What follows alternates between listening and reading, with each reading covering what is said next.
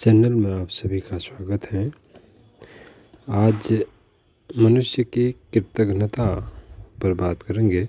मनुष्य को अपने जीवन में सर्वाधिक असंतोष परमात्मा से रहता है।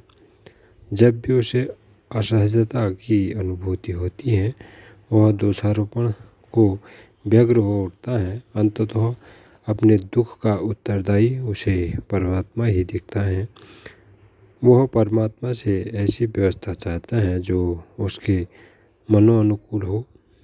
जीवन में दुख और सुख का आकलन ही मूलतः दोषपूर्ण है। मनुष्य जो स्वयं में सुख का एक बड़ा प्रमाण है, 84 लाख प्रकार की योनियों में मनुष्य योनि सर्वोत्तम है। मनुष्य योनि में जन्म लेना तो आनंद का महान उत्सव है। इसकी प्रीति है तो सुख का विचार स्वप्न में भी नहीं आना चाहिए। जिसे हीरे की पहचान नहीं, हीरा पास होने पर भी उसके जीवन में निर्धनता का राग गूंजता रहेगा। हीरे और पत्थर में भेद का ज्ञान होना आवश्यक है। मानव जीवन अन्य योनियों के लिए हीरे के समान ही है। उनका दुख स्वाभाविक है, किंतु मनुष्य के दुख को उसकी अज्ञानता का दुर्भाग्य कहा जाएगा।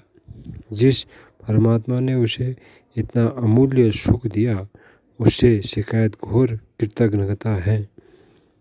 मनुष्य ही अपने विचारों का कारण है। उसे धन संपदा चाहिए, प्रतिष्ठा सत्ता चाहिए, भोग विलास ही ऐश्वर्य हो। आध्यात्मिक जगत में इसका कोई मोल नहीं। इसकी प्राप्ति की कामना हीरे जैसे जीवन को पत्थर में गवा देना है। यह वृत्ति इस जीवन में भी दुख उत्पन्न करती है और परलोक में भी असहाय बनती है। परमात्मा ने जीवन दिया है और जीवन का एक निश्चित उद्देश्य भी प्रदान किया है। मनुष्य को प्राप्त हुई बुद्धि, बल और सामर्थ्य दुख हेतु नहीं है। मनुष्य जीवन पर्यंत धन संचित करने में लगा रहता है, जबकि यह धन ही उसके जीवन में तनाव से भर देता है। भोग विलास उसे निर्मल और रोगग्रस्त बनाते हैं।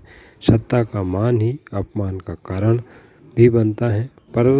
परमात्मा का दिया जीवन परमात्मा को पाने के लिए है। परमात्मा के विधान में रहने का सुख अकथ्य है। कृतज्ञ बनकर नहीं, कृतज्ञ बनकर जीवन जीने में ही आनंद है। और इसी के साथ आपका दिन मंगलमय हो। नमस्कार।